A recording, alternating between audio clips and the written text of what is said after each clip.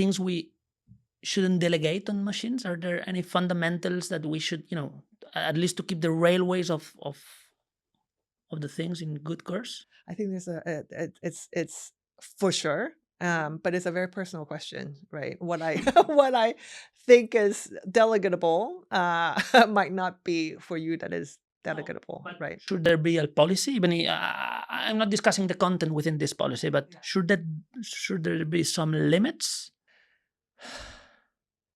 I think these things often needs to be understood from the very, very beginning. I don't know what those limits are for now, but we need to start looking into what we considered should be the limits. So, for example, this is an example that I often give.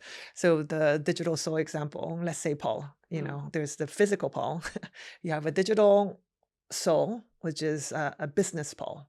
Business Paul knows all about your clients, knows about your professional way of talking, knows all the transactions and projects you have. There's, let's say, a Professor Paul. Professor Paul teaches at a school, knows all the students' names, knows all the curriculum. And then there's maybe a Health Paul. The Health Paul knows all of your medical history. It knows your transactions in the pharmacy. Right? And so let's say maybe in the future, your business Paul can go in and go into meetings for you, right? Your Professor Paul can go and teach for you, comes back and give you money, right? And the physical Paul, the real Paul, might be sipping a pina colada on the beach, or spending time with your family, whatever. So all of these will be the extension of Paul. And how we define what those things are is up to us. But then I'm going to take one step further. Let's say everyone talks about AGI, right? Which is artificial general intelligence, when they're even more intelligent than us.